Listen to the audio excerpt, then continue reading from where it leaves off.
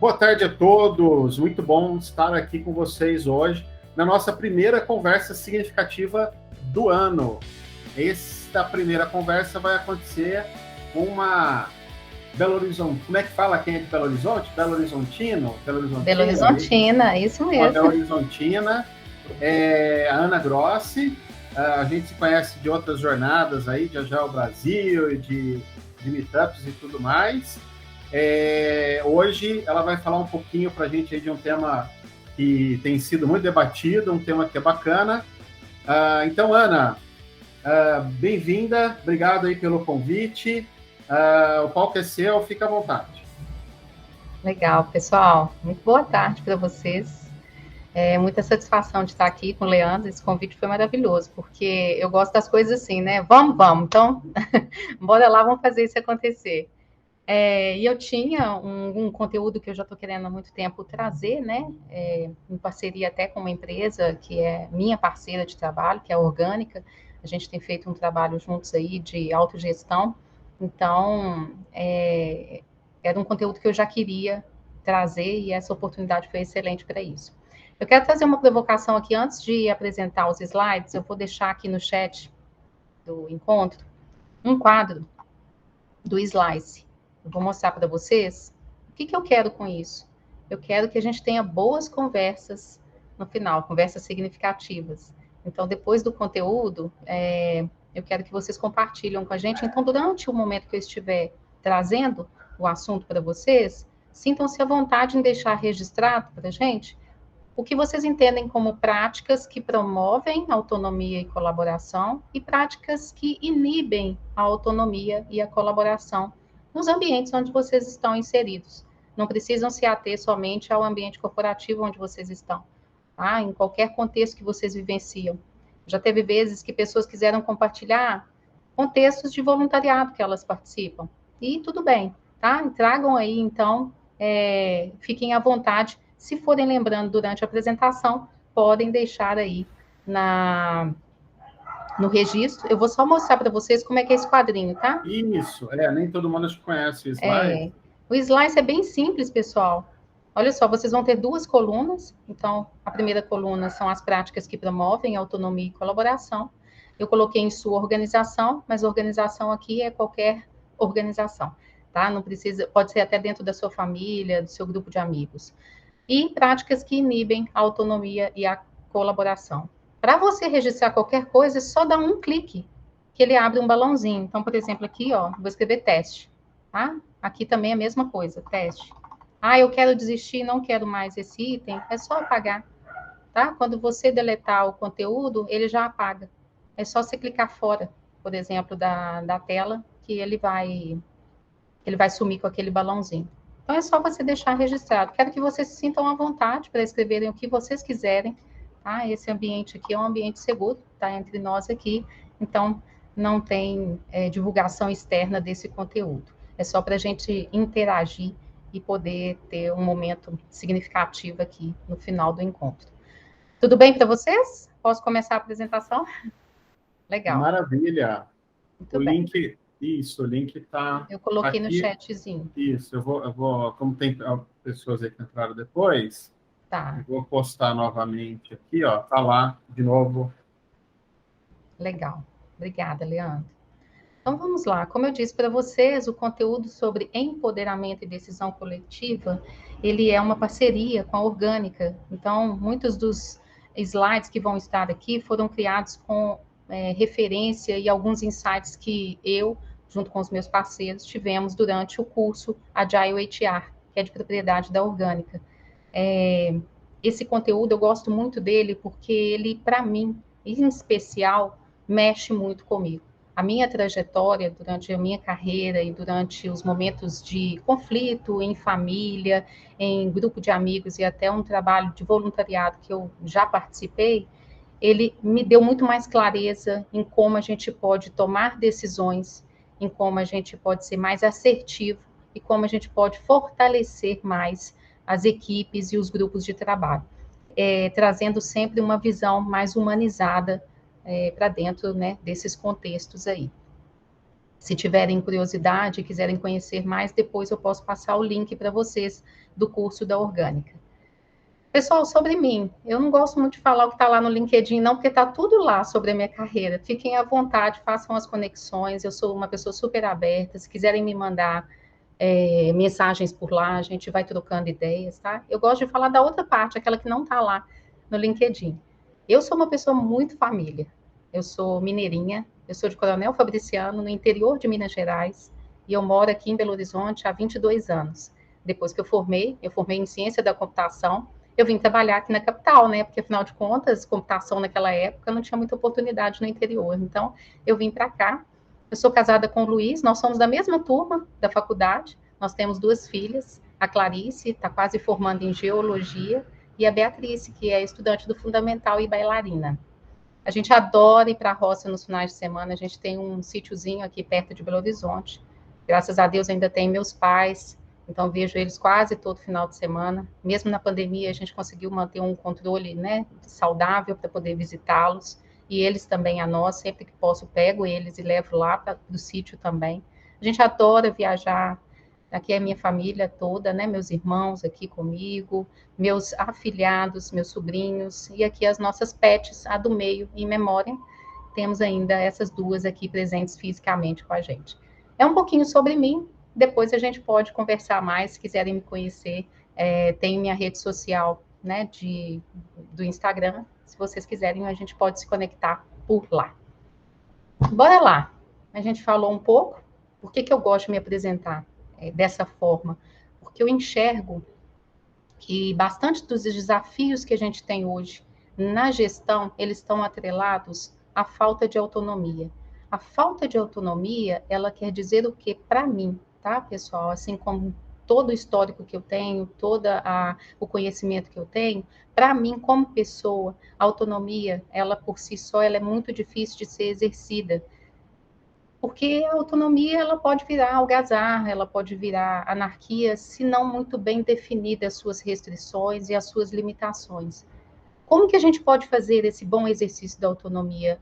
Se conhecendo, ou seja, autoconhecimento, e conhecendo os nossos pares em tudo, no trabalho, na amizade, em casa. Então, se vocês me conhecem mais, que é uma abordagem que eu chamo de abordagem integral, eu sendo eu mesma com vocês, eu acho que o poder de conexão ele fica muito maior. E aí a gente pode resolver vários problemas de gestão que existem no mundo e na sociedade. Agora vamos falar dos problemas da gestão organizacional voltada para os ambientes corporativos, né? Como que essa gestão foi evoluindo ao longo do tempo e como essa questão da autonomia ela pode nos ajudar. Vejam só, a gestão 1.0, né? Lá atrás ainda, representado por aquele filme ainda aqui, né? Onde o funcionário estava apertando o parafuso ali, né? Muito se fala aí de Taylorismo, né? Taylor e Fayol. Então, esses nomes são nomes muito familiares na gestão que a gente chama de top-down, de cima para baixo. É onde a gente tem uma hierarquia muito formal, muito estruturada e verticalizada. Esse modelo de gestão 1.0 é aquele que a gente chama onde tem os pensadores ficam no topo da hierarquia e quem está embaixo são os executores, ou seja, a gente tem seres pensantes e seres executores. A 1.0 existe há mais de 100 anos. É um modelo muito mecanicista e industrial. Funciona para alguns contextos, pode até funcionar, mas não é uma gestão que se considera uma gestão humanizada. Vejam só vocês que aqui os trabalhadores são considerados máquinas em suas funções. Função é uma representação de uma máquina, por exemplo, um relógio. Relógio, se você desmontar ele todo, cada pecinha tem a sua função. Nesse modelo aqui, que infelizmente a gente vê muito em muitas organizações hoje em dia, ainda é um modelo que surgiu há mais de 100 anos. Depois essa gestão, ela passou por um outro momento, um momento que foi chamado gestão 2.0, ainda top-down, ou seja, hierarquizada, a tomada de decisão é de cima para baixo, porém com alguns modelos e algumas metodologias um pouco mais rebuscadas e mais organizadas, a fim de otimizar alguns processos. Então, na otimização desses processos, a gente ganhou muita qualidade, foi nessa transição da 2.0 para 3.0 que começamos a dar valor mais às pessoas, mesmo que ainda chamadas de recursos humanos. Essas áreas de RH começaram a ser montadas com a preocupação, com o olhar para pessoas.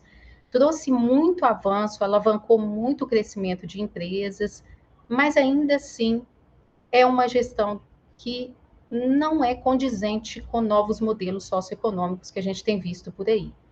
E aí a gente vai entender o porquê, porque na gestão 3.0, com a chegada das metodologias ágeis, e aí nós estamos falando não é de coisas novas, né? Metodologias ágeis, as que eram considerados métodos leves ainda lá na década de 80 e 90, a gente tem coisas aí, então, para mais de 30 anos que são divulgadas como modelos diferentes de gestão de projetos, né, de software, e depois evoluiu para outras áreas das organizações. Com a chegada, então, das metodologias ágeis, a gente começou a falar muito de times auto-organizados, autogeridos, com mais autonomia. E isso balançou um pouco essas hierarquias muito formais da gestão 1.0 e da 2.0. Por quê? Porque o líder, né, o gestor que ocupava o cargo de gestão das empresas, eles passaram a ter mais um papel de pessoas facilitadoras, de pessoas apoiadoras para que seus colaboradores fossem os protagonistas das decisões. E aí, ele, ao deixar de ser somente ele o estrategista da equipe, ele passou a dar essas condições para que a equipe também pudesse tomar decisões e definiu como executar as tarefas do dia a dia. Então, ao invés daquele modelo top-down que empurrava, né, o como fazer e o que fazer, nessa gestão 3.0 a gente trouxe esse grande diferencial, onde o líder passa a participar e trazer a equipe para co-criar com ele. É um pouquinho para contextualizar vocês em que momento que a gente está, né, nos desafios da gestão. E ainda assim temos muitos desafios, apesar do romantismo que existe por trás das metodologias ágeis. E aí, só para a gente resgatar o que é o Taylorismo, né, que é muito baseado na administração científica, onde se falava de planejar demais, selecionar as pessoas e prepará-las para cada tipo de cargo em específico, controlar muito, supervisionar o trabalho que era feito, porque a falta de confiança de se a pessoa ia fazer aquilo que realmente foi estipulado para ela. Disciplinar o trabalho, que é a questão da execução e eficiência no trabalho, e de falar de separar as pessoas em funções, porque isso funcionava para etapas de montagem de linha de produção e, na verdade, trazia isso para o contexto de pessoas. Então, é só para a gente relembrar o que a administração científica traz para a gente aí como... Ana, só fazer um adendo, né? Naquela Sim. foto ali, muito provavelmente a maioria daquelas pessoas eram analfabetas, né? Sim, e trabalhavam com operação mesmo, né? Não era um Isso, trabalho do conhecimento. Eram era pessoas um contexto completamente diferente. Né? completamente diferente. Por isso que eu até gosto de trazer, Leandro, uma abordagem assim que não estamos contra isso aqui.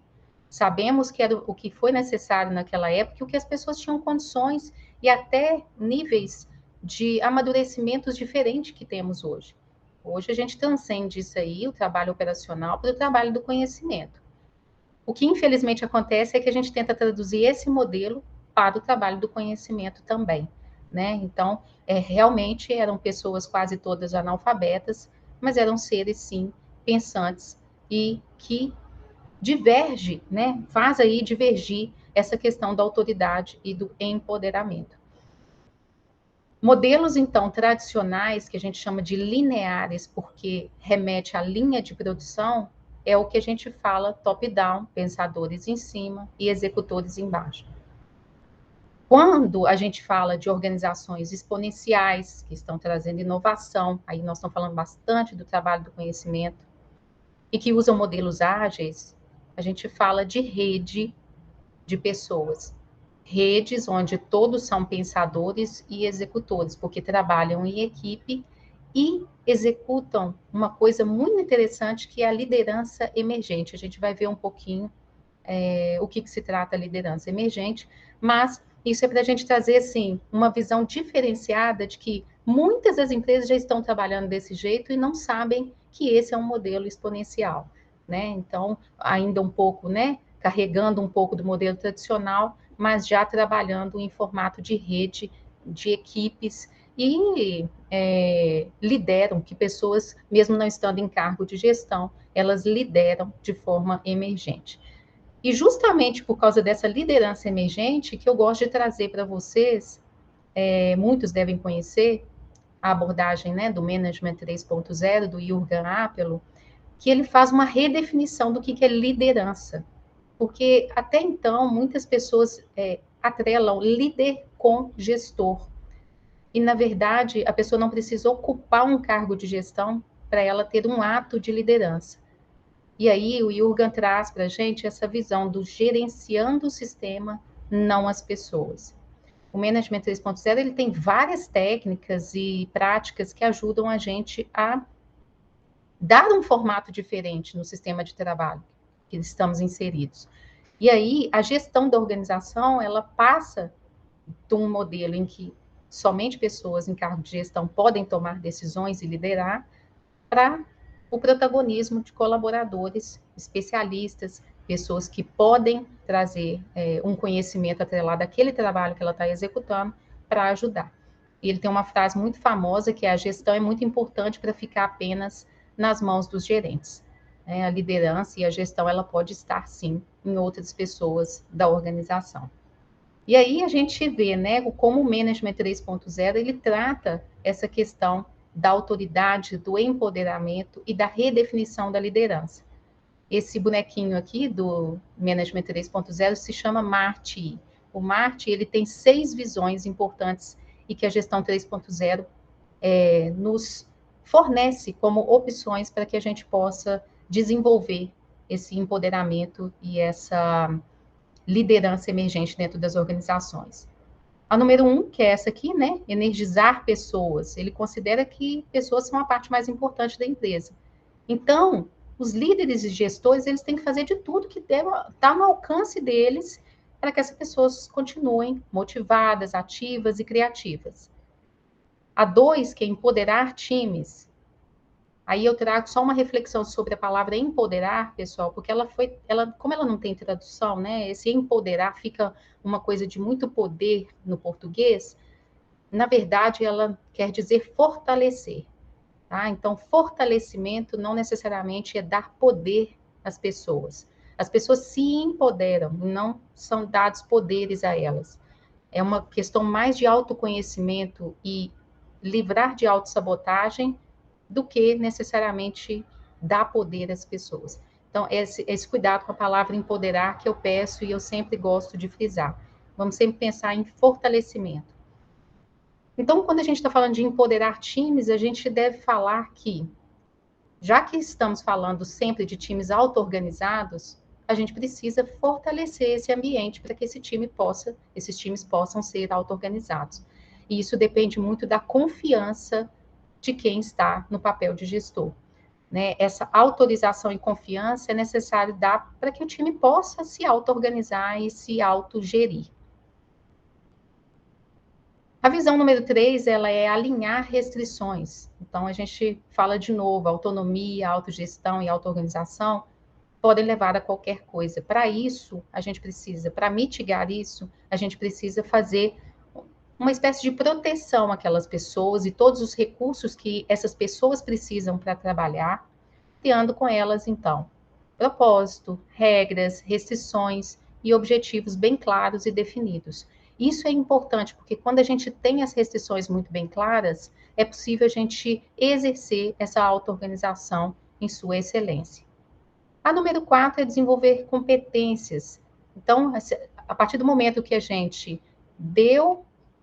construiu o propósito, permitiu que aquela equipe fosse auto-organizada, alinhou restrições, os objetivos estão muito bem claros. Para que o time possa alcançar esses objetivos em prol de um mesmo propósito, é necessário que essa equipe tenha todas as competências necessárias para desenvolver o trabalho dela. E aí, a liderança precisa apoiar as pessoas a obterem essas competências e habilidades necessárias. A número 5 é crescer estrutura. Então, o que a gente fala aqui? Muitas equipes, elas estão num contexto do trabalho do conhecimento, de decisões complexas a serem tomadas no dia a dia. Então, se a gente mantiver somente a nível de time as melhorias, a gente não consegue crescer essa estrutura no nível organizacional. Para que a gente possa fazer isso, a gente precisa interagir com outras pessoas. Essas interações precisam ser aprimoradas, que nada mais é do que comunicar bem, comunicar mais e melhor e colaborar entre os times, entre as áreas da empresa. Então, esse crescimento da estrutura quer dizer aprimorar esses canais de comunicação e colaboração. E, por fim, Yoga fala melhorar tudo, né? Pessoas, equipes e toda a organização devem melhorar continuamente, evitando falhar sempre que possível. Essa falha aqui não é a mesma falha que a gente fala, pessoal, sobre desenvolvimento de produtos e serviços, quando a gente fala de usar metodologias ágeis para apoiar, errar rápido, errar o quanto antes para aprender. Não é essa falha. Aqui nós estamos falando de pessoas e interações. Isso é necessário tempo, é necessário crescimento, e tem esses 6 passos aqui, essas 6 visões que nos ajudam nisso. Então, quanto mais a gente olhar para o sistema como um todo, a gente apoia as organizações a evitarem falhas nesse sentido da comunicação e da colaboração. E essas falhas, muitas vezes, elas existem por causa de um histórico mesmo, tá? Tem algumas crenças que existem, aqui eu trago as correntes de pensamento de McGregor, ele escreveu isso lá em 1960, no livro O Lado Humano da Organização. Isso ainda existe, persiste em algumas organizações. O que ele chama de teoria X e teoria Y. Teoria X é o conjunto de crenças em que os líderes e gestores acreditam que as pessoas são preguiçosas, não gostam de trabalhar, e que elas precisam ser forçadas, precisam ser vigiadas, que elas não aceitam responsabilidades, né, e que elas só são motivadas pelo salário delas, e assim por diante. Nessas pesquisas que ele fez, McGregor fez para escrever esse livro, ele descobriu também um outro conjunto de pensamento, que é a teoria Y. E muitos gestores acreditam que se der um ambiente com condições certas, seguras, as pessoas vão desfrutar do trabalho, elas vão fazer o trabalho com prazer, elas vão se autodirecionar quando tiverem objetivos, né, e metas acordados, que elas vão se responsabilizar pela entrega, que elas são motivadas e elas têm propósito aliado com o propósito da organização e podem ser criativas e inovadoras.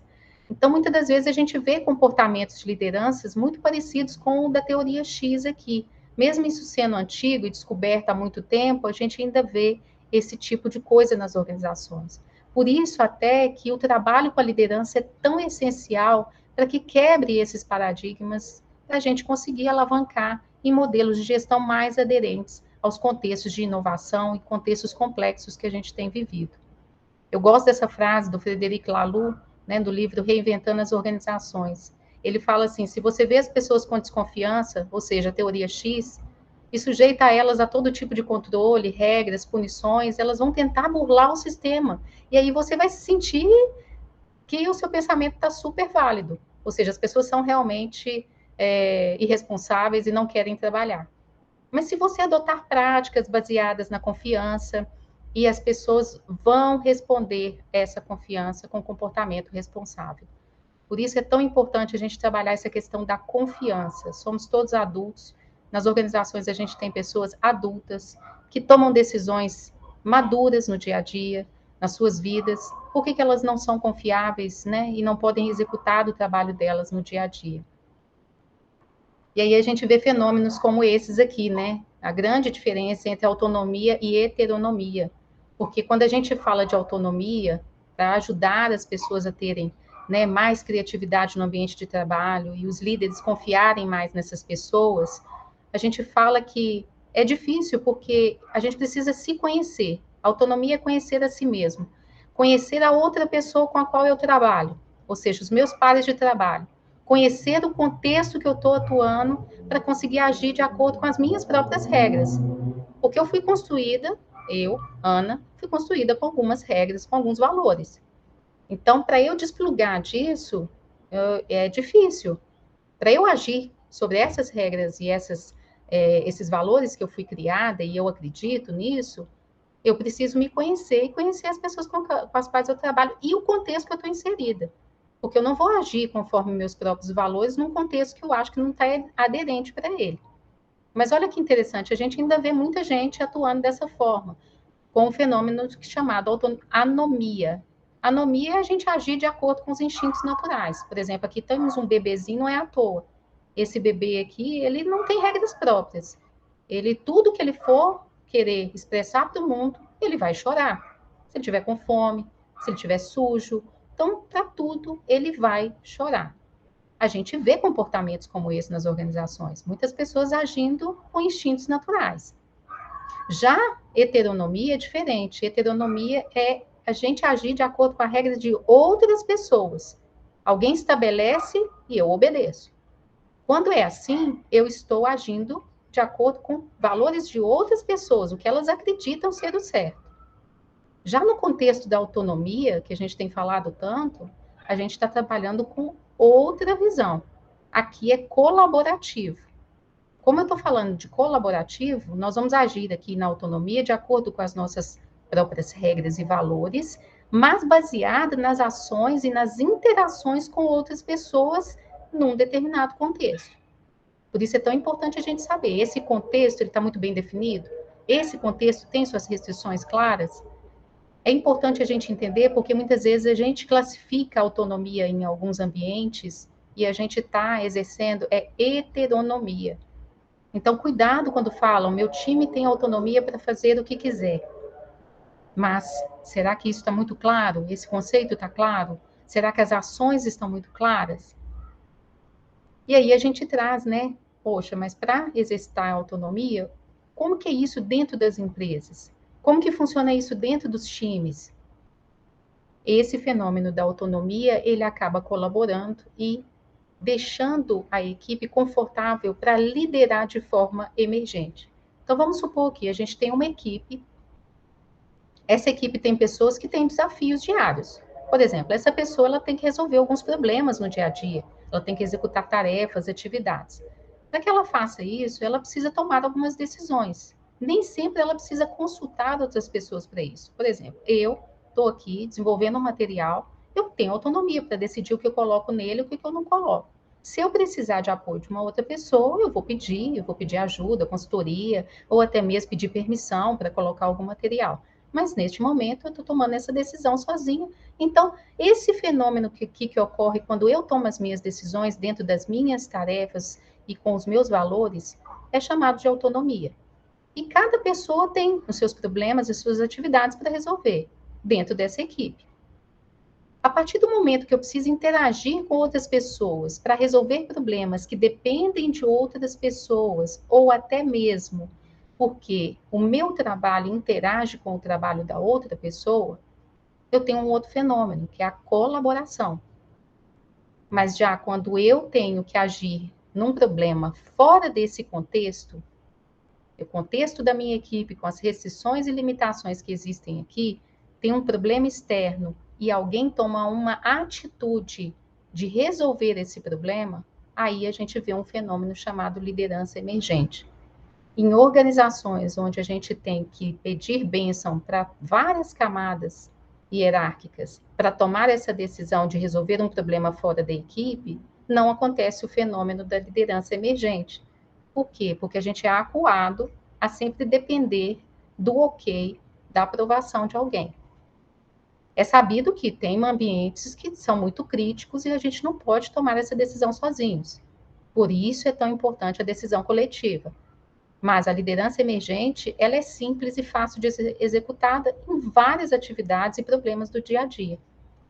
Aí entra a classificação de problemas, né? Que muitas vezes a gente tem dificuldade até entender onde que esse problema está, em qual criticidade que ele tem. Mas é importante saber aqui que do mesmo jeito que surge a liderança emergente, ela também se desfaz. Amanhã não é a Ana mais que vai resolver um problema fora desse contexto. É o João, é a Maria, e assim por diante. Porque a liderança emergente ela é situacional. Ela dá oportunidade para as pessoas habilitarem nelas o fortalecimento, o empoderamento. Tudo bem até agora? Como é que está meu tempo aí, Leandro? Tudo ótimo. Estamos com meia hora. A gente tem meia hora que a gente está falando. Acho que está bacana. Eu dei uma olhada no Slice lá. Eu acho que está todo mundo empolgado aqui com a sua fala. E Que depois acho ótimo. que a gente vai precisar preencher o Slice junto. Acho que depois, na hora que abrir para o bate-papo, a Tá, gente compartilha o Slice e vai colocando lá os insights. Mas, de beleza. qualquer forma, o link está aí. Fiquem à vontade se pintar alguma ideia de colocar lá também, tá? Ótimo. Obrigada, Leandro. Beleza, então olha só, muitas das coisas que às vezes não permitem a liderança emergente é uma crença que existe nas organizações. A maioria das organizações, principalmente grandes organizações hierárquicas, aquelas que ainda são muito burocratas, elas têm uma crença que os silos especialistas eles entregam na velocidade e com o valor que deveriam entregar. A crença dos silos especialistas, ela é, se tivermos os especialistas separados em departamentos, unidades e times diferentes, eles terão a mesma prioridade, utilizarão o mesmo processo comum e buscarão o mesmo objetivo. Então, vamos fazer um exercício junto comigo. A empresa tem uma ideia, uma hipótese para validar, alguma situação, um problema para resolver, mas deste momento em que surgiu essa necessidade até a gente entregar valor para o cliente e ter retorno financeiro, isso não é feito assim de forma tão linear quanto a gente imagina. Por quê? Porque a gente depende das áreas, cada área aqui vai ter um SLA diferente, vai ter um propósito diferente, uma lista de ações diferentes, de iniciativas priorizadas e um processo de trabalho diferente, um fluxo diferenciado. Para passar por isso tudo aqui, imaginem vocês, até o cliente receber o que ele precisa, já pode ser perdido o tempo. Talvez não tenha, perde-se o time to market, o cliente já não tem vantagem competitiva mais com aquele desafio que a gente queria resolver para ele. Por isso é que a gente fala tanto que isso não está mais aderente aos contextos atuais, principalmente no trabalho do conhecimento. Então, a gente traz aqui o conceito da gestão dirigida por valor. A gestão dirigida por valor, ela, desde que o problema é percebido e a solução é desconhecida, nós precisamos fazer um fluxo interativo, empírico, onde permite que a gente experimente e que a gente tenha ciclos de feedback e que a gente busque por eficácia, não somente eficiência. A gente busca entregar valor. Para isso, a gente precisa ter times que tenham o mesmo objetivo, ou seja, o mesmo propósito, que talvez tenha aí fluxos de trabalho parecidos e que ou permeiam ou se integram, ou até mesmo dependam um dos outros. E que as iniciativas sejam priorizadas e que todos tenham clareza disso tudo, para fazer esse ciclo fluir, né? Porque isso aqui não é mais linear. Isso é um ciclo de retroalimentação. É com o feedback do cliente que retroalimenta as iniciativas, as ideias, as hipóteses. Esse é o verdadeiro ágil que a gente fala tanto, né? De entregar valor para o cliente baseado em processos que a gente vai conhecer, vai aprender com ele continuamente. E aí, esses times que entregam esse valor com o mesmo propósito e o mesmo objetivo, ele tem que ter todas as competências, habilidades e autorizações necessárias para construir os produtos, os serviços, melhorar os processos. A gestão dirigida por valor, ela conduz o ponta a ponta da cadeia de valor. A gente chama de cadeia de valor desde que a gente tenha aqui o problema mapeado até entregar uma solução, um valor que resolva esse problema. Mas também temos dificuldades. O que falha nas empresas para permitir que essa gestão seja dirigida por valor? A assimetria de informações. O que é a assimetria de informações? Bom, eu tenho um número de pessoas que têm conhecimento de uma determinada parte das informações e tem um outro grupo de pessoas que tem conhecimento da outra parte. Algumas informações são até comuns entre essas pessoas, mas será que essas pessoas estão tendo todas as informações necessárias para executarem o trabalho delas? Porque se todas as vezes que eu precisar executar um trabalho, eu precisar consultar alguém ou pedir essa pessoa para poder me dar aquela informação que eu preciso, eu tenho dependência, comando e controle. Isso é muito justificado pelos campos sociais corporativos e troféus sociais. Eu não vou entrar nesse assunto aqui hoje com vocês, mas a gente pode bater papo outro dia, porque esse aqui, ó, dá mais um talk, dá mais uma palestra, e a gente fica horas conversando sobre isso. Mas para vocês saberem, só se antenarem aí, campos sociais corporativos são ambientes ilusórios criados pela sociedade. Quanto mais informação eu tenho, e o outro não tiver, mais poder eu tenho, mais troféu social eu tenho. E, infelizmente, isso já caiu por terra há muito tempo, né? Infelizmente, a gente vê isso ainda. Quanto mais informações eu tenho, mais poder eu tenho, mais vantagens eu tenho. Que justifica alguns troféus que a gente vê por aí, principalmente em camadas de gestão, que ficam segurando essas informações e não permitem que as equipes tomem as decisões e façam o trabalho que precisam. Então, esse é um ponto de atenção também que a gente traz. Eu gosto muito de falar sobre dependência, comando e controle, com base nas informações que precisa. E para mitigar isso, a gente traz a transparência organizacional. Se todos que precisam executar aquele trabalho têm informação, todas as informações necessárias, ou pelo menos todas as informações estão disponíveis e muito claras, divulgadas para todas essas pessoas, a gente consegue trazer um ambiente de mais autonomia na tomada de decisões. Tornar claro e acessível, então, todas essas informações permite que as pessoas possam trabalhar e tomar as suas decisões e entregar com mais qualidade. Esse é o fenômeno da autonomia e da colaboração. Isso facilita muito mais em que a gente consiga fazer esse trabalho e exercer mais essa colaboração. E aí a gente entra em decisões coletivas, né? Porque autonomia e colaboração está muito atrelado à tomada de decisões que as equipes precisam fazer no dia a dia. Mas isso, às vezes, é visto como um problema complexo, tá? Porque, às vezes, envolve vários sentimentos, interesses diferentes, pontos de vista conflitantes, tem grupos de pressão, ou seja, apoiadores, patrocinadores. Então, a gente tem que entender que decidir, muitas das vezes, tá na palavra, né? O significado da palavra decidir é tirar fora, é cortar fora. Da gente cortar, tomar decisões, a gente precisa cortar algumas coisas. A gente abre mão de algumas coisas para poder decidir por outras. É assim na nossa vida também, né? A gente quer fazer uma viagem em detrimento de estar com outras pessoas. Então, a gente corta algumas coisas. Nesse momento que a gente tem clareza disso, que a gente precisa decidir isso, a gente enxerga a grande dificuldade que é. Principalmente quando a gente está no coletivo. Porque aí não depende só de mim, depende de mim e de outras pessoas. Mas existem alguns métodos de tomada de decisão que nos ajudam nisso. Por exemplo, aqui a gente tem um gráfico que ele nos apoia a entender se a decisão, né, o grau de simplicidade ou de complexidade dessa decisão. Aqui no eixo X a gente vê, então, nesse gráfico que a gente tem, da decisão sendo simples até passando por complicada e complexa. E no eixo Y a gente tem o impacto daquela decisão. Se ela tem um pequeno impacto, se ela tem médio ou grande impacto.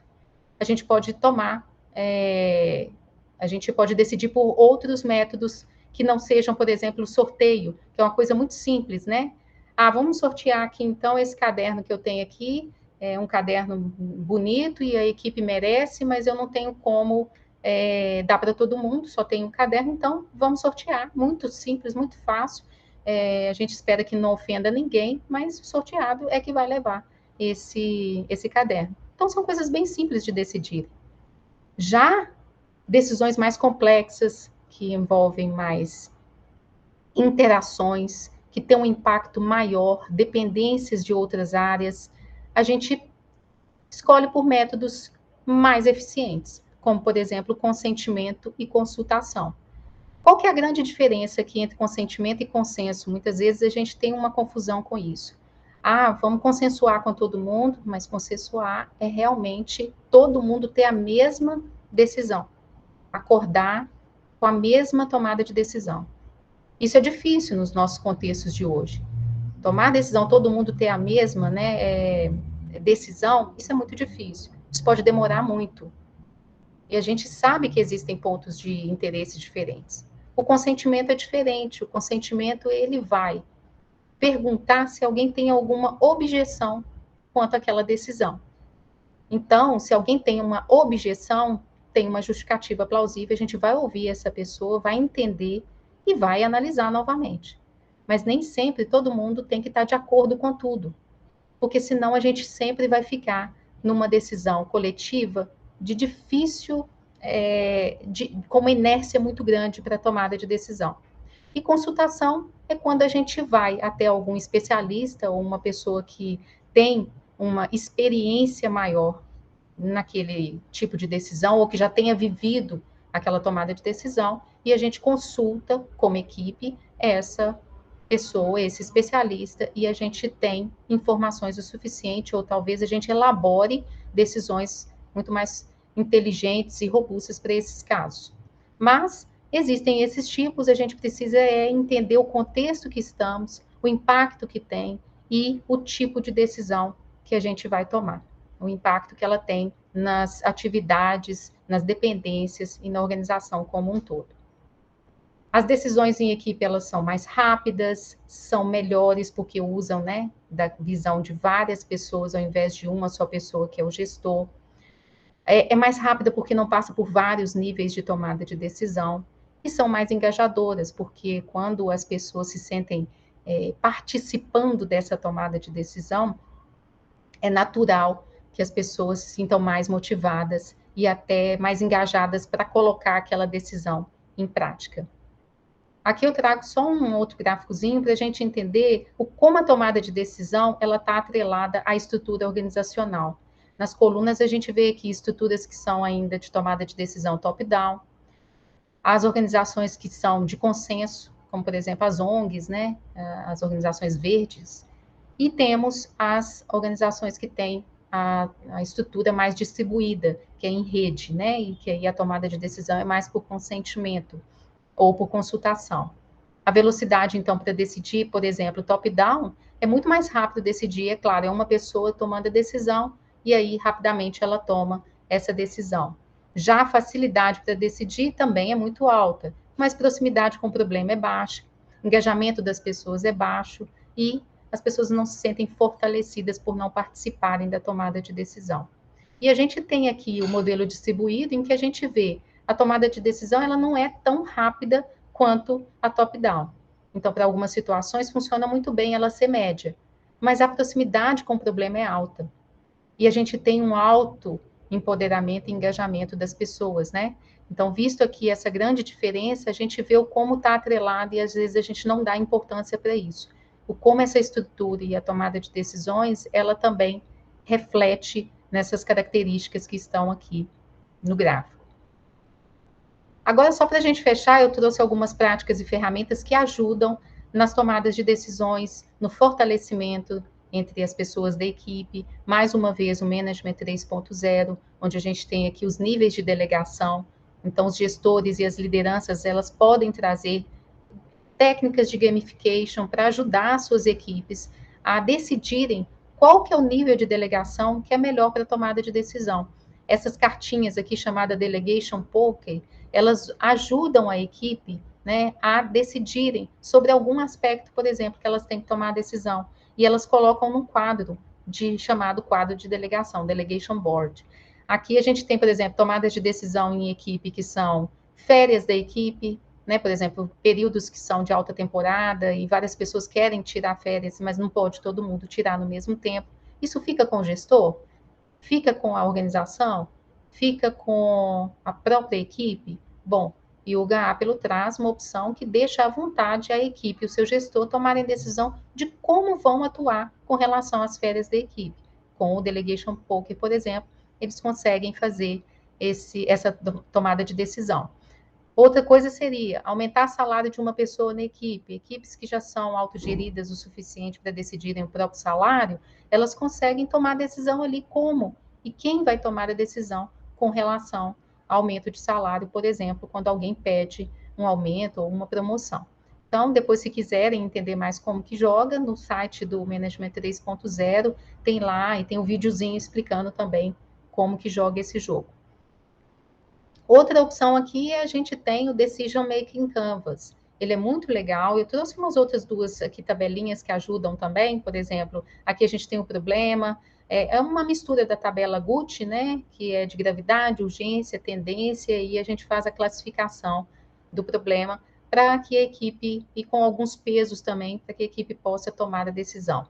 Tem uma matriz também, né, de não importante, importante, urgente e não urgente, que apoiam. Mas não são tão colaborativas e não são tão de tomada de decisão coletiva como essa aqui, que é o Decision Making Canvas.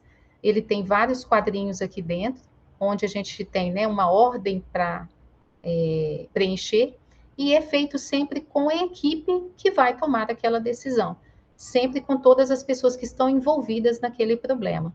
Aí, ó, a gente tem essa primeira parte orientando a tomada de decisão, essa parte de baixo fazendo um suporte à tomada de decisão, e esses quadrinhos do meio aqui, já com a própria decisão da equipe. Também tem um link onde eu posso passar como preencher, tá? O Decision Making Canvas, ele é muito legal e ele apoia que as pessoas façam de forma coletiva esse preenchimento para ter mais transparência sobre as informações que precisam da tomada de decisão. Alguns cases de empresas que já trabalham, tem vários, tá, pessoal? Vários livros que trazem vários cases, e vários cases também em sites de empresas. A maioria é de fora do Brasil. Eu gosto de trazer casos reais aqui dentro do Brasil. Eu trouxe só uma do exterior, que é a Morningstar. Ela é muito interessante, vale a pena demais entender como que é feito lá. Tomada de decisão em equipe, a autogestão que a equipe tem. Mas essas três aqui são brasileiras, ó. A WebGo, né, que tem todas elas de São Paulo, mas tem atuação em outros lugares. Por exemplo, a WebGo tem a empresa Ateliê de Software, que é aqui em Minas, né, em Poços de Caldas.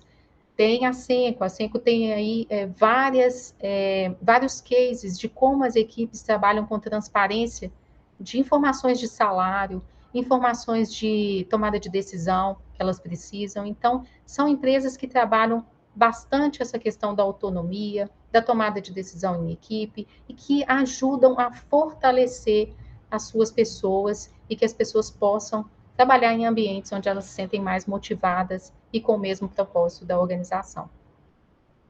Acho que é isso, né, gente? Vamos conversar um pouco? O que vocês acham? Bom, bora conversar. Volta lá, volta o slide para trás aí. E volto. Você tem a Senco, né, Ricardo Semler, um livro famoso dele aí, Virando a Mesa, um livro lá da década de 90. Eu assisti palestra dele lá atrás, e ele tinha uma coisa que eu comecei a fazer depois, assim, que chegou a minha hora de fazer isso, né, que era gestores, como é que eu trazia a ideia do gestor, né? Eu selecionava umas 3 pessoas ali que eu achava interessante junto com a RH, eu apresentava os 3 para o time, e o time decidia qual dos 3 o time queria. Isso é uma coisa que o Ricardo Semler, que é dono da Senco, né? Ele trazia isso nas palestras dele. Ele trazia uma coisa muito engraçada, né? A empresa sempre mente sobre a vaga e o candidato sempre mente sobre o currículo, né? Os dois exageram em algum ponto ali e omitem coisas, né? Isso ficou muito forte na minha cabeça. A WebGo eu não conheço. A Lambda 3 aqui de São Paulo, né? O pessoal é super famoso aí da Lambda 3. Eles exercem, trabalham com muita coisa faz muito tempo aí. É uma empresa interessante. Eu tenho um caso, depois eu conto aí com a Lambda 3, que a gente estava atendendo o mesmo cliente e eu ouvindo de quão maravilhosa a Lambda 3 era, e eles ouvindo quão maravilhoso o meu trabalho era, e críticas em relação ao nosso trabalho. O seu trabalho não está legal, o da Lambda está melhor. E o da Lambda, a mesma coisa, né? Uhum. E aí, depois, um dia a gente sentou e falou, eu preciso conversar com eles. Eu fui conversar com eles e falou, cara, eu estou ouvindo a mesma coisa. Era um jogo do cliente para promover algumas entregas que eles estavam querendo ali. Mas é um pessoal fantástico também. Eu queria começar a puxar a conversa aqui, assim, ó, esse papo da Senco, né, me lembrou do Ricardo lá, e ele falando dessa coisa do time escolher o gestor. Claro que dentro de uma seleção que o RH e quem mais ali já tinha selecionado 2, 3 pessoas, aí trazia para o time, e aí o time escolhia um desses 3 ou de 2 ali. para já tentar promover uma empatia ali, uma troca no início ali. Já fiz isso com um tester que tinha que trabalhar junto com o time naquele momento. Hoje está um pouco mais tranquilo, mas teve um momento que levava muito estresse, né? O tester entrava e ficava o time de desenvolvimento achando que ele estava ali para apontar problema. Então eu levava o tester também junto ao time de desenvolvimento. Férias é um negócio que eu gosto de fazer faz muito tempo. Abre uma planilha, define as restrições ali, ó, o fulano não pode sair de férias junto com o ciclano, porque um dos dois tem que estar junto do time, seja porque são dois sênior dentro do time, ou porque tem dois testers, os dois não podem sair ao mesmo tempo, então tem que ter uma alternância. Você define algumas regras e o próprio time preenche a planilha, né? Uhum. Isso tudo é muito legal e eu acho que começa a promover a ideia de autonomia, com responsabilidade, tudo que você trouxe lá no começo, né, a anarquia, né? Mas aí trazer a primeira pergunta para ti em cima desse contexto, que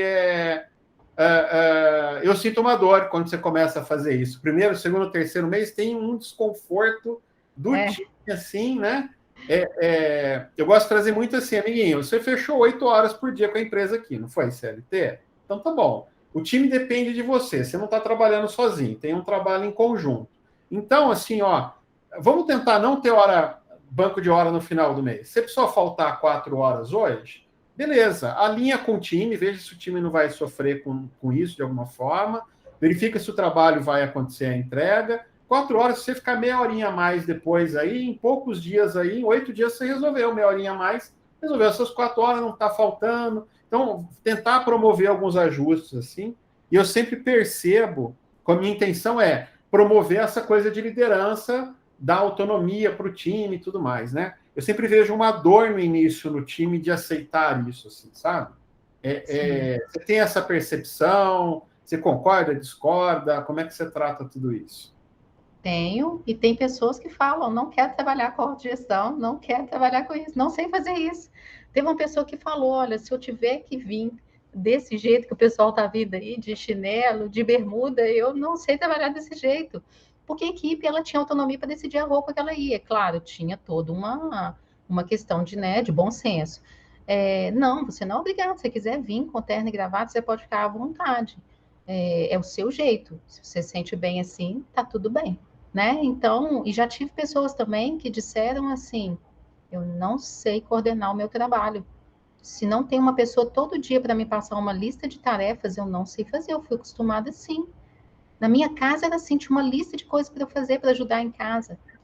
Então, a cultura da pessoa, a criação dela já era daquele jeito. Como que a gente quebra de imediato? E já teve gente que passou e pediu. Semana passada, meu marido me falou que uma menina saiu, foi para um ambiente mais tradicional, mais hierarquizado, porque ela não gostava dessa coisa de autonomia. Ela precisava, sim, estar num ambiente super controlado. Ela se sentia mais confortável com isso. Mas são níveis de amadurecimento e níveis de consciência diferentes, sabe, Leandro? Vai ter pessoas buscando por isso aqui, por transcender, melhorar e mudar, impactar a sociedade como um todo. Tem pessoas que não querem viver na caixinha mesmo. E tá tudo bem, ela vai ter o dia dela de pensar assim. Vai.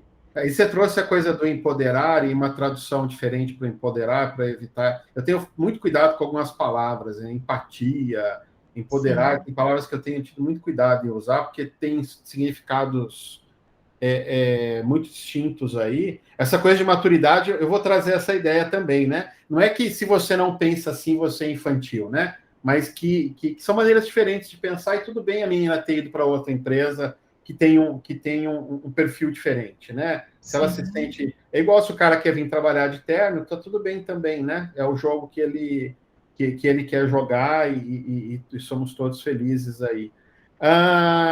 Queria abrir para vocês, gente, vocês fazerem pergunta aí, aproveitar a Ana também, ela tem estudado muito desse assunto, praticado muito, né, Ana? Ô, Leandro, tem bastante contribuição aqui, ó, no nosso quadrinho. Olha só que legal. Então mudou. Olha só, quero ouvir todo mundo, tá, gente? Não vamos só nos ater somente a essa coisa do quadrinho, não, mas eu achei super interessante, ó. Práticas que promovem ter espaços ou momentos onde as pessoas são ouvidas pela empresa. Excelente isso aqui. Às vezes a gente fica 10 anos numa empresa, né? Gente, desculpa, eu fiquei 12 anos numa empresa, onde a gente não tinha espaço para falar e nem ouvir as pessoas. Se a gente quisesse, a gente tinha que hackear a cultura mesmo. Então, a gente fazia grupinhos de conversa, a gente, às vezes, agendava salas de reunião para poder bater papo, construção coletiva, sabe? Porque a gente era impedido de fazer isso formalmente falando. Então, é muito legal quando a empresa tem espaços para que as pessoas possam ser ouvidas. Equipe multidisciplinar, olha só que show. Isso realmente. Aqui nós não estamos falando de squad, não, tá, gente? Porque há divergências entre multidisciplinaridade, multifuncionalidade, e a gente tem que entender assim, a equipe tem as competências e habilidades, porque às vezes as pessoas pensam assim, ó, para fazer uma squad eu tenho que ter uma especialização de cada.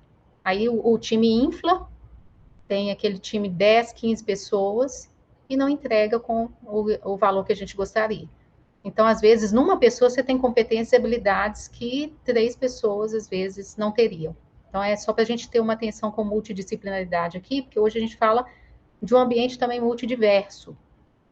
Não é somente em disciplinas de conhecimento. A gente tem que falar de diversidade em tudo, né? Para a construção. O one-on-one, lindo one-on-one. Quando o líder sabe fazer um bom one-on-one, ouve projetos futuros das pessoas, ouvem ideias, isso é muito legal.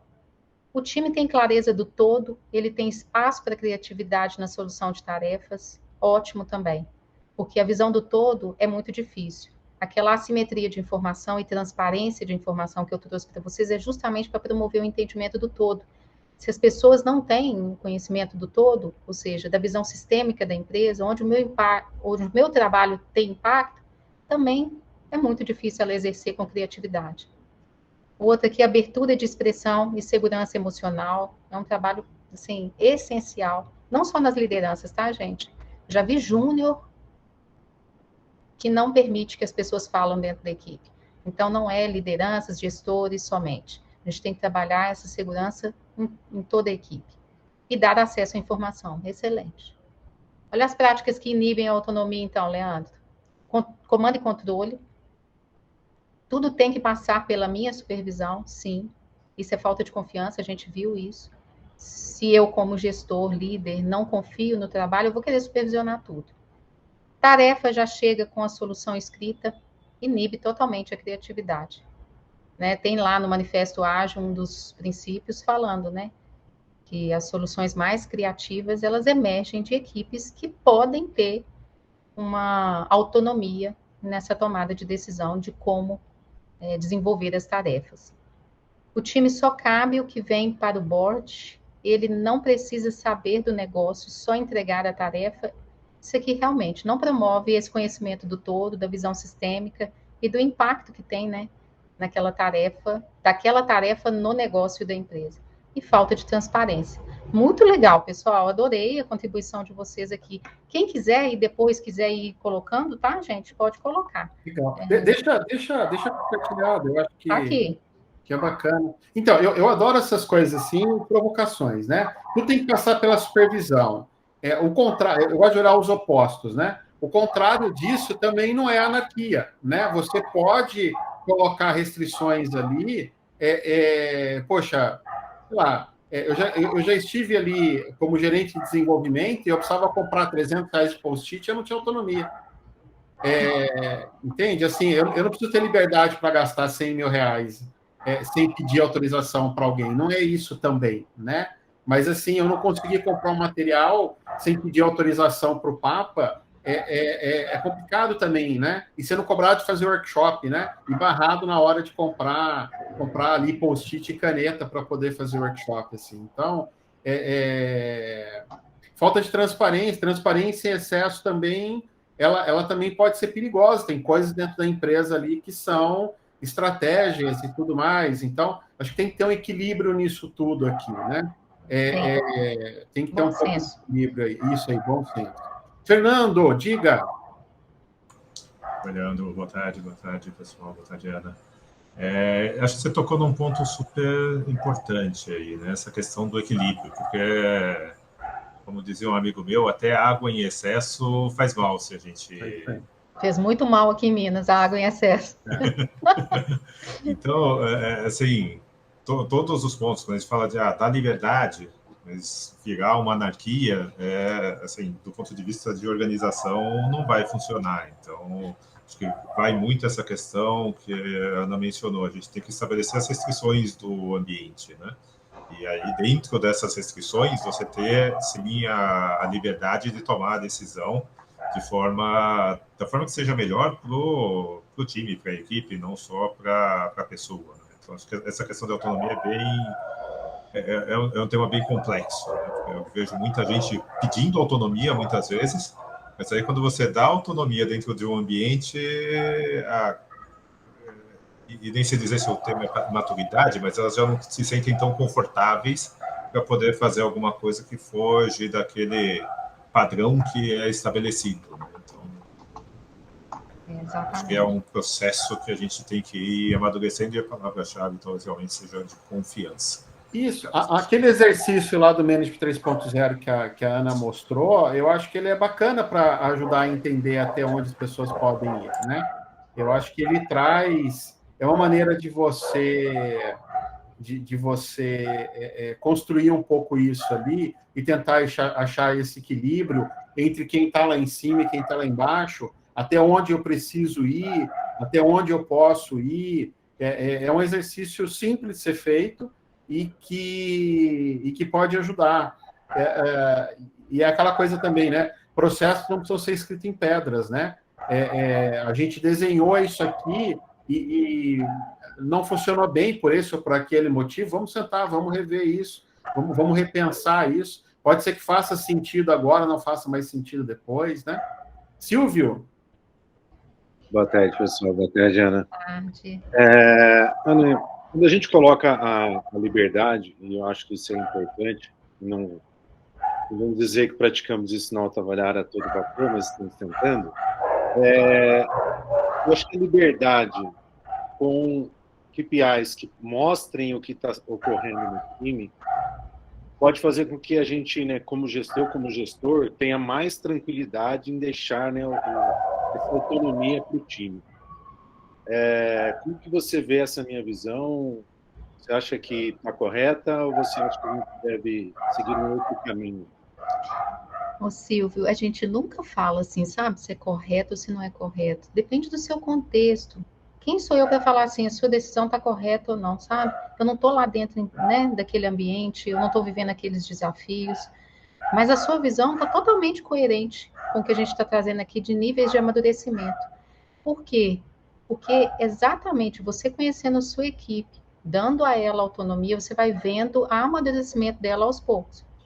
Que é o contrário, né? Tem gente que fala só vou dar autonomia à medida que o time for amadurecendo. E, na verdade, eu acredito o contrário. Eu acredito que quanto mais autonomia você vai permitindo que essa equipe tenha, mais maturidade ela vai alcançando. Outro dia até usei esse exemplo no podcast lá que a gente faz às quintas-feiras, do Jornada Ágil 731, eu disse, uma pessoa falou isso, né? À medida que a equipe vai amadurecendo, é que eu vou deixando ela ter autonomia. Na minha visão é o contrário, porque se a gente faz analogia com coisas nossas do dia a dia, como, por exemplo, um filho tomar a decisão de onde trabalhar sozinho, né? Sem ficar perguntando demais para a gente ou se ficar pedindo opinião. A minha filha está nessa situação, a mais velha. Ela acabou de mudar de emprego e ela veio até mim por consultação para entender o modelo de gestão da empresa, porque ela vê, né, a mim e o pai, sempre falando aqui em casa de autogestão, de metodologias ágeis, ela veio perguntar, mano, mais coerente essa empresa com que eu acredito. E ela veio me consultar, ou seja, ela tinha autonomia para tomar essa decisão. Eu já fui dando essa autonomia ao passar alguns conhecimentos para ela. E depois ela tomou a decisão sozinha, ela é adulta. Agora, a outra mais nova, ela faz balé e ela queria ir sozinha ano passado. O bairro aqui está muito perigoso. O bairro onde a gente está morando todos os dias sai uma coisa de furto, de ataque para pegar celular, mochila de pessoas, especialmente mulheres. E aí, aos poucos, o que a gente vai fazendo? A gente vai indo com ela a pé, mostrando os caminhos, mostrando as restrições. Ano passado eu fiz isso. Esse ano a gente já vai começar a experimentar à luz do dia, os horários que o balé for à luz do dia, ela poder ir sozinha. Então, a gente vai dando a ela a possibilidade de se amadurecer. Imagina se eu esperasse ela amadurecer totalmente para eu dar autonomia para ela. Então, são comparações que eu faço da nossa vida real, das nossas decisões que a gente toma fora do ambiente corporativo, que a gente pode levar para o nosso dia a dia. Então, está totalmente coerente quando você fala isso.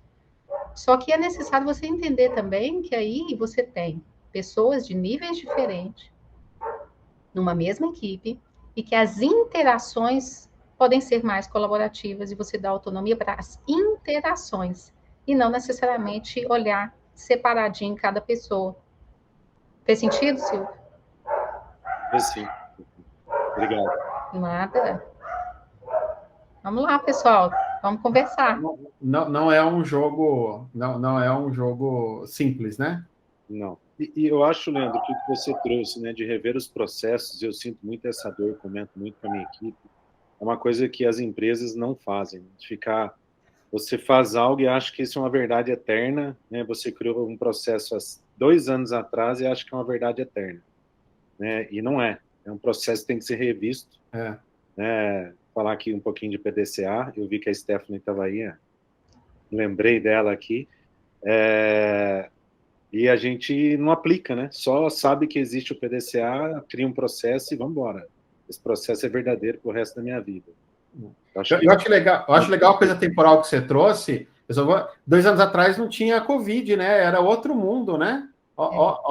Né? Mas um processo de 2019, ele está falhando muito hoje, é muito fácil, né? Sem dúvida. E não tem uma receita de bolo, né, gente?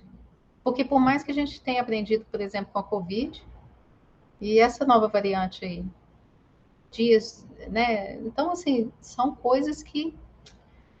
e eu nem falei aqui da complexidade, a gente nem entrou no nível de complexidade também, né? Dessas tomadas de decisão. Porque se a gente for olhar por isso, né, Leandro? A gente tem aí o Kinevin, que ajuda muito, que poderia nos apoiar até no sentido de entender e sentir o ambiente e sentir como que isso poderia impactar, né, a autonomia e a tomada de decisão no dia a dia nosso.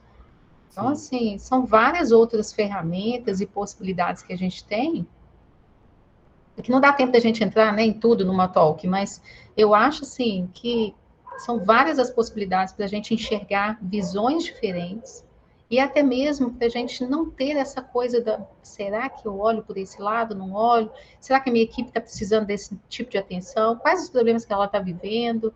Então, isso também é muito relevante para a gente tomar essas decisões, né? E deixar a equipe ter mais autonomia a partir daquele aprendizado que ela teve.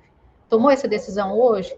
Mesmo que não seja a que foi mais aderente, foi a que a gente tinha, aquela diretiva primária lá, né? A gente fez o que a gente podia no contexto que a gente tinha e com as ferramentas que a gente tinha. Ok, gerou um aprendizado? Amanhã, então, vamos abrir um espaço para mais e vamos tentar de novo. É o poder da experimentação, até na gestão e na tomada de decisão. A experimentação não precisa ser só em produtos digitais e inovação, né? E aí, conectando com o que o Silvio, na pergunta do Silvio, você ter KPIs, você ter métricas que te ajudam a entender o que é que está funcionando e o que é que não está funcionando, para que você possa fazer os ajustes ali, eu acho que é muito relevante, né? Então, de alguma forma, você tem que conseguir observar isso aí com dados e fatos, né? Para onde estamos indo. E as coisas mudam, né? Eu tenho uma equipe de 5, 6 pessoas desenvolvendo um produto, de repente, uma doideira de mercado, eu perco essas 5, 6 pessoas, eu tenho que montar um time novo, a autonomia desse time novo não pode ser igual à autonomia do time que eu tinha antes, né? Eles têm um momento ali, aí eu vou usar a palavra amadurecer, de amadurecimento, de conhecer o produto, de conhecer o código, de conhecer a arquitetura. Então, devagar, eu vou dando de novo aquela autonomia ali para eles, ali para que eles possam alcançar tudo isso. Ana, eu queria só chamar, tem o Fábio, tem o Arthur, a Stephanie aqui, queria ouvi-los também, a Daniela, o Rafael, tem bastante gente bacana aqui, queria ouvir um pouquinho vocês também, tá? Abra um microfone aí, não precisa nem levantar a mão, abra o microfone, estamos em poucas pessoas aqui, vamos conversando. Legal, tem mais interações. Acho que tem mais um comentário ali, acho que nasceu mais uma caixinha ali. Aqui no chat? Na parte verde lá, a prática tá. que promovem, eu acho que nasceu mais um ali, Legal. Fala, Stephanie. Olha a Stephanie aí. Oi, gente. Oi, Silvio. Oi, Leandro. Todo mundo. Gostei de ser lembrada pelo PDCA, adorei.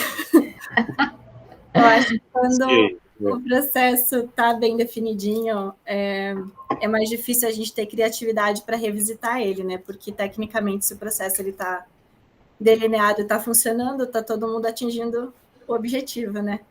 Então, dá aquela chacoalhadinha de vez em quando nos times, dando uma provocada mesmo, né? O que é o objetivo, para onde que a gente está indo. Acho que é uma provocação diária que é bacana para a gente, né, de forma autônoma, né? Não me envolvendo o time todo, mas no meu próprio trabalho, ver como que eu posso chegar ao mesmo objetivo, talvez por caminhos mais eficientes, ali, né? Dando uma limpada no processo, dando uma olhada no que me ajuda a ser um pouco mais assertivo, né, nas decisões que eu tomo ou não do dia a dia. E o PDCA acaba virando uma mentalidade, né? Se você faz uma vez, você vê que melhorou, você tem vontade de voltar no mesmo processo de novo e passar novamente, enfim, você vai vendo o quanto de agilidade a gente traz para o nosso dia a dia, tornando simples a nossa função, né? Então, abrindo mais espaço para a gente ter até mais tempo de fazer novos processos, enfim, pensar em coisas novas, estimular a criatividade. Eu sou suspeita porque eu amo PDCA, né? Então, adoro, acho que é uma das ferramentas mais bacanas quando a gente fala de trabalho de autogerência, né? Quando a gente olha para o nosso trabalho com um pouquinho mais de carinho e revisita os nossos próprios processos, a gente acaba contribuindo para o todo de uma forma bem mais clean, né? Bem mais limpa. Tem que ter o check, tem que ter o act, né? Eu acho que se para muito no plan e no do ali, né? Falta o sei lá de vez em quando ali. É muito legal, Stephanie, porque está altamente conectado com ciclos curtos de aprendizado, de interação, né? Que a gente aprende e volta de novo para o ciclo, planeja rápido, executa, aprende de novo, né? E essa questão da eficiência tem tudo a ver, eficiência e qualidade das entregas tem tudo a ver com a gente trazer essa simplicidade que você disse, né? Como que a gente descobre a quantidade de coisas que a gente não precisa fazer e não fazê-la mesmo. Porque, de repente, tem muita coisa no processo, no fluxo de trabalho, que é só desperdício. A gente está desperdiçando tempo e dinheiro e não está promovendo aquilo que a gente gostaria, né? Que é a qualidade. Então, é muito legal, que isso aí bebe lá do Lean, né? Então, eu gosto muito também de trazer isso aí, porque tem tudo a ver com essa expressão aqui da colaboração e da autonomia que a gente falou. Legal. Eu gosto de... Eu tenho um evento que, infelizmente, faz 2 anos que não acontece, que eu gosto muito, que é o Hackintown. É um evento que acontece em Santa Rita do Sapucaí, aí em Minas, onde tem o Itaú, eu acho, que é a faculdade que tem lá. É um evento fantástico. Tomara que esse ano aí a gente possa ter a oportunidade de voltar lá.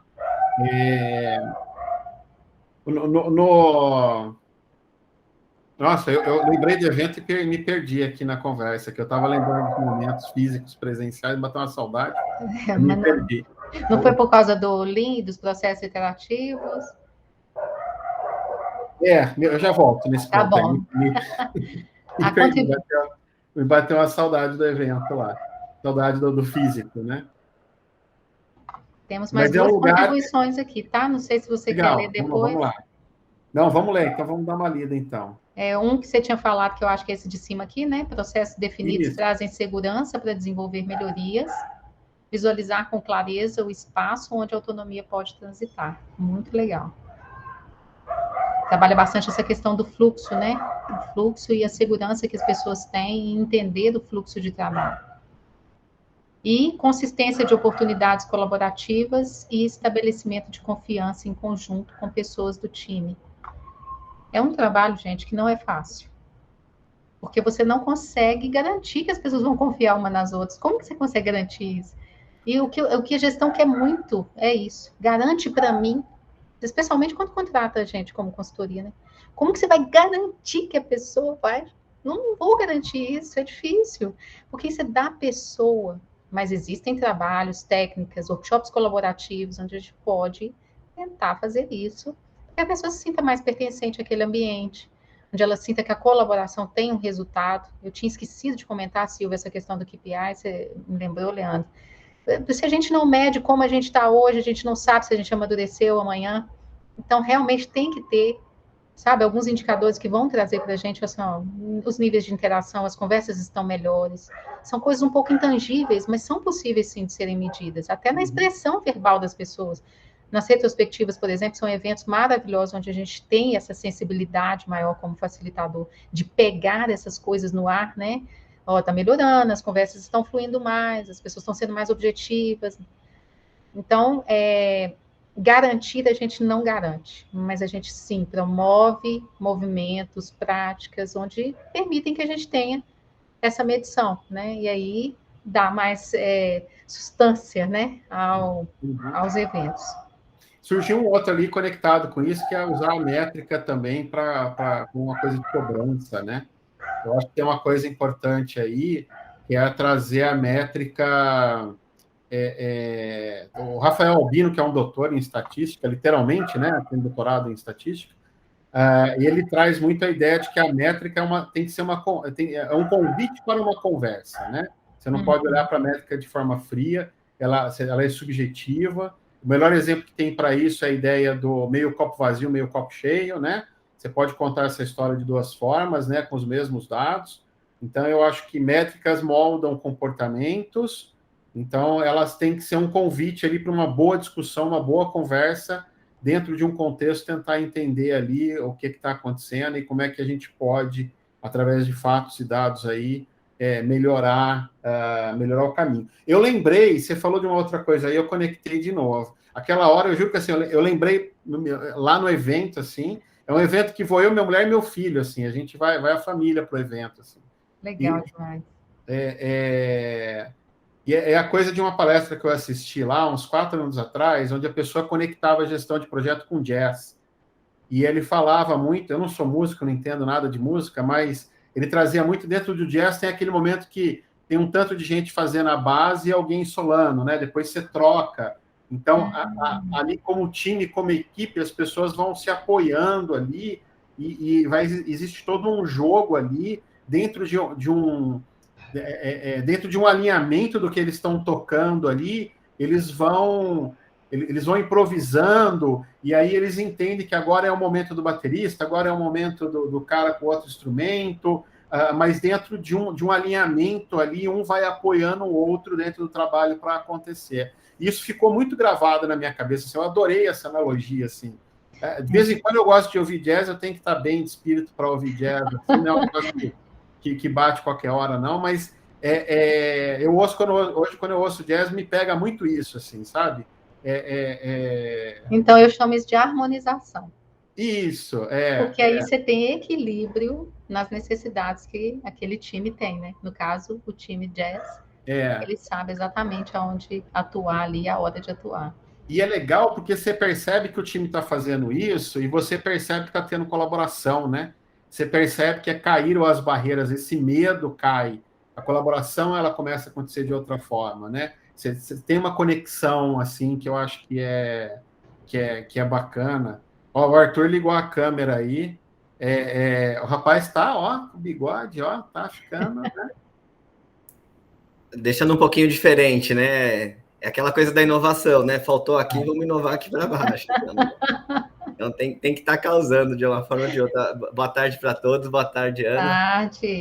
Deixa eu aproveitar um gancho aqui, porque eu vi que a gente fez um comentário aí sobre como manter o equilíbrio, né?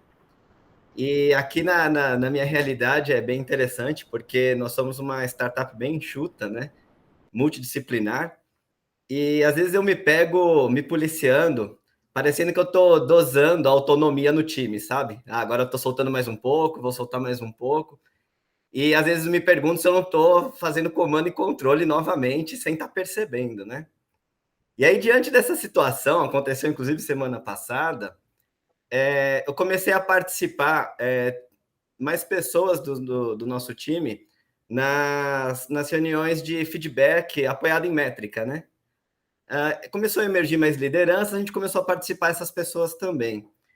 E aí eu comecei assim, tá numa fase bem, assim, acabei de começar a ter essa percepção de que o fato de eu ter envolvido mais pessoas e passado a discutir com eles ali como é que a gente está performando, mostrando o que eu estou usando como apoio, né, para estar ali discutindo com eles, essa semana foi um pouco diferente.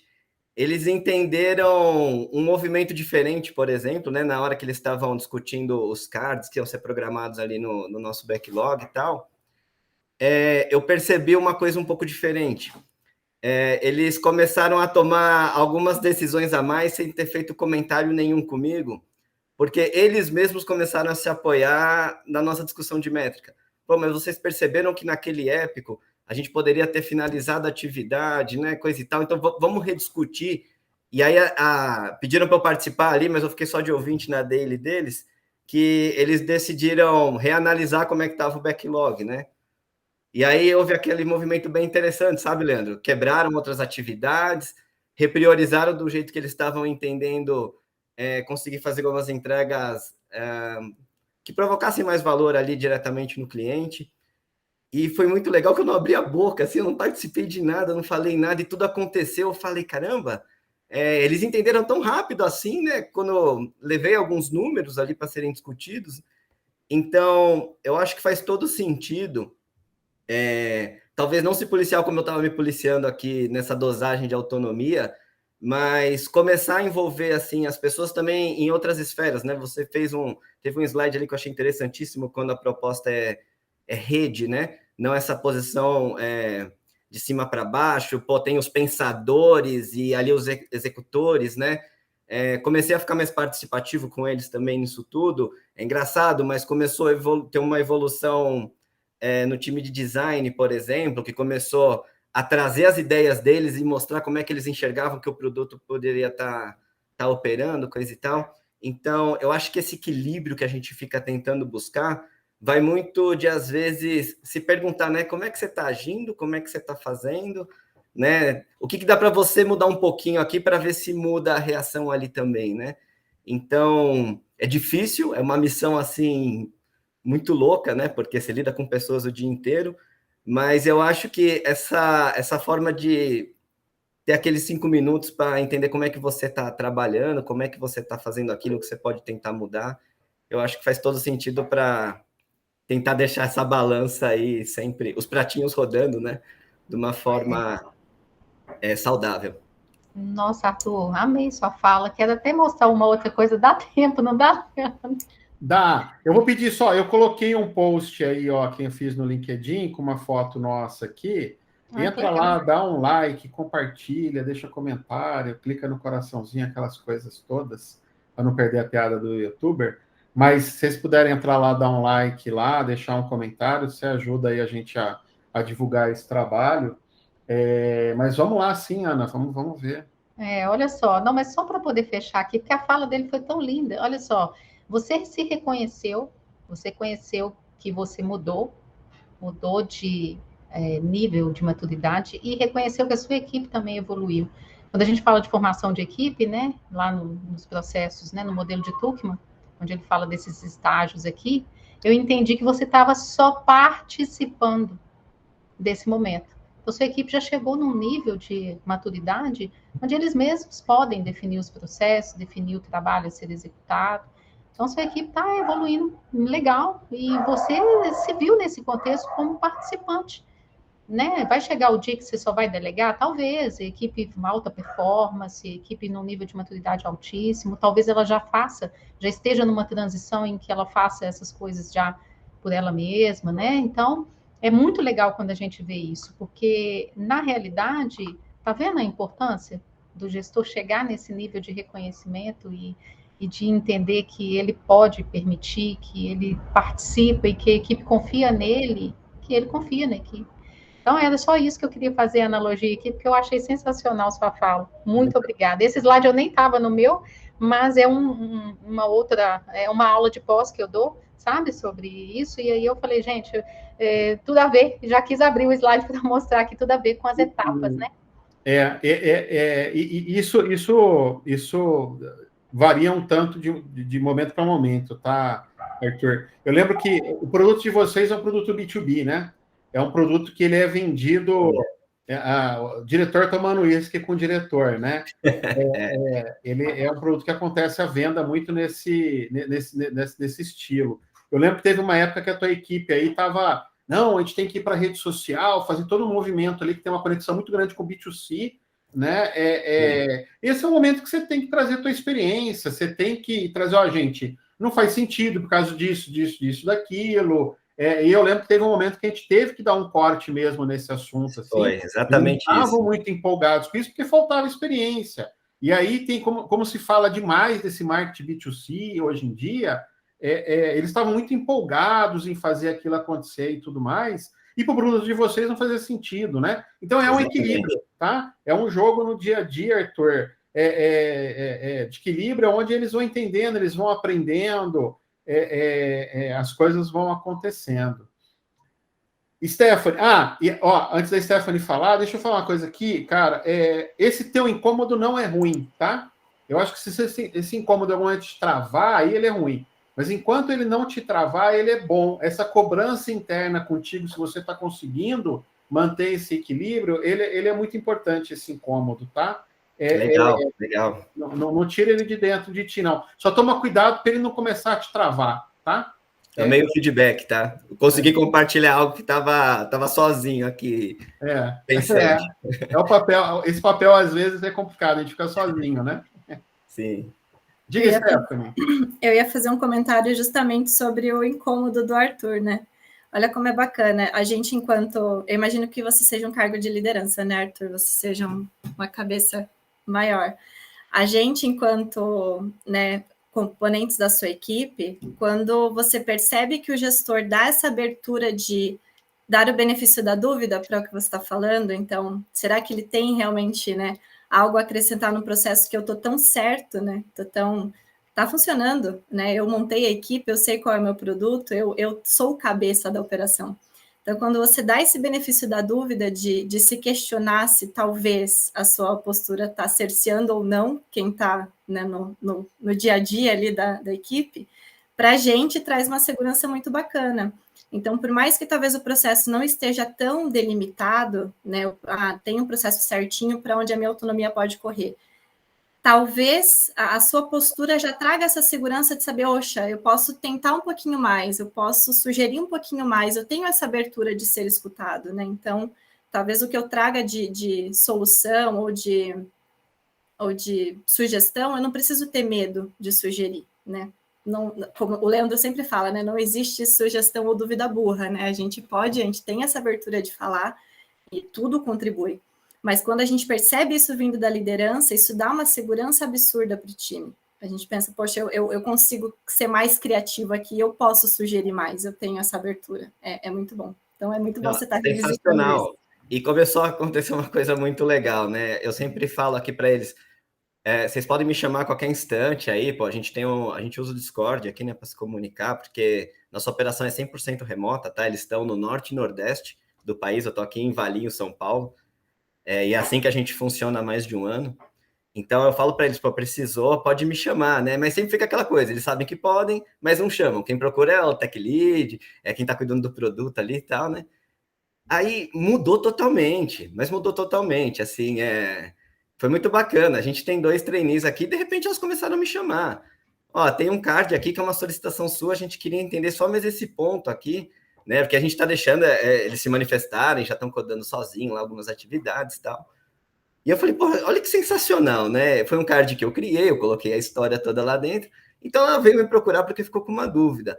A mesma ação aconteceu no time de design aqui também, né? Era sempre aquela coisa de que chegava para mim aqui, ó, precisamos tomar uma decisão nessa MVP que estamos fazendo, coisa e tal. Aí agora já chegou assim, ó, a MVP tá pronta. A gente já entregou pro pessoal codar aqui, tá bom? Tá bom. Você quer dar uma olhada? Não, tá pronta. A hora que tiver pronta pra gente testar agora, que a gente... Vamos testar, pô. Fica tranquilo, vai. E eu dei uma olhada, fui espiar o trabalho. Tá maravilhoso, tá maravilhoso. Esse time tá rodando faz um tempo junto, e eu acho que tem um entendimento, e eles começaram o produto do zero, né? Então tem um entendimento do negócio que eu acho que foi criado junto com eles ali, né? Eles têm uma boa percepção hoje do negócio. Eles participaram muito mais assim, eu levei totalmente o ambiente business para dentro também do time, tá? Eles entendem totalmente o que eles estão desenvolvendo hoje. Então, vem opiniões do tipo, né? Olha, o persona segurado, terceiro, né? Como ele está diante de um acidente de automóvel, pode ser melhor a gente começar a flexibilizar esse nosso vocabulário, porque está num momento de tensão. Olha o tipo de insight que está vindo de uma galera que, assim, para eles, automóvel, mundo do seguro, nunca existiu. Então, é muito isso sim, Leandro. A gente está a evolução é constante, né? Jornada, como você me ensinou muito bem. Mas a gente consegue já olhar para trás e falar, nossa, olha que bacana como estamos agora, né? Como estamos performando agora. Então, e ver espaço para melhorar, sabe? E agora vem aquelas dúvidas, né? Como dar esses próximos passos, como manter isso tudo acontecendo, né? Você trouxe outro dia uma fala que eu achei muito legal, compartilhar com a Ana aqui também. Ana, aí você traz seu parecer sobre essa fala do Arthur. O Arthur trouxe um tech lead dele, ele tem muita dor com as métricas de fluxo. Ele tem bastante dor, e dor constante com isso, assim. E é engraçado porque ele chegou para o Arthur e falou assim, Arthur, eu continuo não gostando disso, mas o time adora, tá dando resultado, então vamos continuar, não sei o quê, O fato dele poder falar que ele não gosta, o fato dele ter dores, tudo bem ele ter essas dores, eu acho muito bacana, assim, mas eu queria ouvir teu comentário também sobre essa dor aí, sobre essa fala que o Arthur trouxe aí de um tech lead de um dos times dele. Gente, isso é tão difícil, porque, assim como falei com o Silvio, né? É do dia a dia de vocês. Vocês estão vivendo essa dor. Eu compartilho muito aqui em casa com o meu marido, porque ele é um gestor de tecnologia, né? E ele também é Agile Coach. Então, ele às vezes traz situações aqui que eu falo assim, mesmo que eu fosse consultora sua, não tem como, eu não estou ali no dia a dia. Eu teria que viver algumas cerimônias com essas equipes, eu teria que entender. Mas o sentimento que eu tenho, sabe, Arthur, é que assim, só da pessoa vir falar com você, o ambiente é seguro para ela expressar. Mesmo que ela não esteja de acordo com o que está acontecendo ali.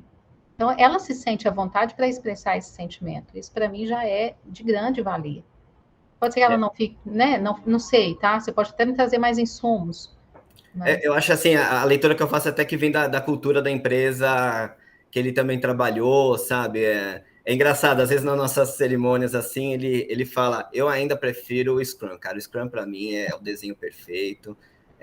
Aí eu pergunto para ele, e como que o nosso time roda? Assim, dá uma definição. Ele é o Scrum Ban com várias outras coisas que a gente inventou agora. Né? Então, por quê? Aquela coisa de Lego, né? As pecinhas certas, ali a gente monta e temos a nossa forma de fazer gestão num fluxo diferente, num vocabulário, numa forma de se comunicar. Ele é o tech lead e deixa claro, ele não gosta de métrica, ele tem aquela coisa enraizada de que a métrica vai cobrar ele para empurrar, para ter um throughput maior e coisa e tal. Só que agora a galera que participa das métricas falam de uma naturalidade, né? E é engraçado, quando eles pegam o outlier e falam, eu falei que ia virar um outlier esse daí, cara. Olha aí, ó, o que aconteceu agora. Vai manchar a nossa estatística. Eles já brincam assim. Aí eu falei, pô, mas se você teve esse sentimento, por que não puxou o freio de mão ali? Aperta o botão, pô, vamos parar e vamos ver. Não pode esperar, né, Arthur? Porque eu falei, porque se você já sentiu, né, alguma coisinha tinha ali. Então, e essa discussão que eu estou falando aqui para vocês, esse tipo de bate-papo, é com o dev, tá? Com o dev, é o gerador de código. Né? Porque meus códigos são gerados, que eu já gerei, foram aqueles de academia, né? Calculadora, caixa eletrônico, sempre algo muito simples. Mas eu dou uma importância enorme, porque quando eles estão com a cabeça refrigerada, tranquila, às vezes até o que está previsto do como fazer ali, né? Ele já mentalizou, pô, vou fazer assim e tal, vou seguir nessa linha, permitir que ele tenha insight, sabe? Às vezes ele encontra no meio do caminho uma proposta ainda melhor e quer falar. Ó, cara, achei outro caminho. Recentemente, nós tomamos uma decisão aqui de terceirizar, contratar o serviço do Zenvia, porque fizemos uma conta, dava uma diferença que desenvolver em casa ia perder tempo. E quem trouxe isso foi o Dev. Ele falou, ó, para mim, esses cards que a gente está programando não faz sentido, tem esse serviço pronto. Não, mas não podemos levantar o custo do produto. Aí eu já, vamos analisar. De quanto nós estamos falando? Não, é caro. Vamos pôr no produto, vamos entender. E aí fiz junto o exercício com eles. E aí tomamos uma decisão, ó. Não, aí ele ergueu o troféu, sabe? Eu que falei pra gente ir lá atrás do Zen, eu falei que esse daí era bom. E aí eu ponho a medalha mesmo, sabe? Falei, cara, essa você mandou muito foda. Né? Ajudou demais, fizemos uma manobra. E é legal, assim, a estrutura nossa é muito enxuta, então permite essas manobras na direção, sabe? Eu sei que tem pessoas que trabalham em organizações que tem que seguir ali todo um cronograma e é um passo a passo um pouco mais devagar, ficar provocando transformação. Mas aqui é assim, um aprendizado muito louco mesmo, sabe? A gente decide na segunda, na terça estamos executando, né? Essa questão também do levantar, né, o troféu de que conquistou aquela fala, ou aquele... as pessoas concordaram. E se a gente for a fundo aqui, a gente chega nas necessidades humanas de cada pessoa, né? Tem gente que tem uma necessidade, sim, de ser reconhecida a esse ponto, das pessoas concordarem com ele. Então, muitas vezes, por exemplo, o Tech Lead, ele não necessariamente está querendo te convencer de mudar de método, ele só quer que alguém concorde que o Scrum é bom. E às vezes o modelo híbrido está ótimo, excelente para vocês e está tudo bem. Eu gosto de fazer modelos híbridos, né? Porque depende do contexto que você está inserida e do que vocês estão vivendo de problema. Mas tem gente que não, tem gente que vai a ferro e fogo. Então, por exemplo, tem gente que fala assim, Ana, eu estou seguindo o guia do Scrum à risca, porque tem que fazer funcionar aqui, mas as nossas deles são 3 vezes na semana, então você não está fazendo à risca, porque dele é dele, dele é diário. E não está errado, de repente, fazer 3 vezes, né? Se o contexto... Tem times aí que eu promovo, vamos fazer uma vez por semana, sabe? Não tem... o time é 2 pessoas que estão o dia inteiro conversando. Vamos parar uma vez por semana, dar uma olhada nas métricas, dar uma olhada no todo, vamos bater um papo diferente aqui, fora do dia a dia. Não faz sentido você fazer todo dia ali, né? Ó, a gente já estourou o nosso tempo aí. Já, gente. Está muito boa a conversa. E é um bom sinal aí. Daniela, eu não sei se você quer trazer algum último comentário. O Fábio, a Laís, Ricardo, Ari, Rafael... Eu não sei se vocês querem comentar alguma coisa aí, alguma pergunta final aí para Ana. Eu coloquei alguns dos cards que estavam lá, eu já me senti super contemplada, assim. Que legal. Queria muito agradecer, assim. Fiquei muito feliz de participar. Legal, muito bom. Agradeço. Acho que, Ana, foi maravilhoso estar aqui contigo hoje, fechar o mês, fechar a sexta-feira com esse papo aí. A gente estourou o horário, eu acho que foi por um bom motivo, né? Eu acho que o papo foi bacana. Se a gente deixar, ele vai mais meia hora, 1 hora fácil aí. Legal, gente. Muito obrigado a vocês aí. Para quem está aqui ao vivo assistindo com a gente, boa sexta-feira, bom fim de semana. Grato pela presença. Para quem está vendo a gravação aí, espero que esse papo tenha contribuído e ajudado vocês também. Um abraço. Obrigada, pessoal. Tudo de bom.